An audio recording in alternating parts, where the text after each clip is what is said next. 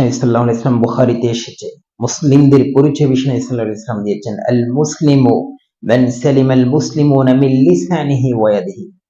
বিষ্ণু সাল্লাল্লাহু আলাইহি ওয়াসাল্লাম বলেছেন, মুসলিম প্রকৃত মুসলিম ওই ব্যক্তি যার মুখ আর হাত থেকে আরেকজন অপর মুসলিম নিরাপত্তা দেয়। অপর মুসলিম সিকিউরিটি, আল আমান আসসালামা, ইসলাম দ্যাট মিনস হলো পিস, শান্তি। ইসলাম মানে হলো শান্তি। প্রিয় বন্ধুগণ, ইসলাম মানে কি? ইসলাম মানে হলো শান্তি।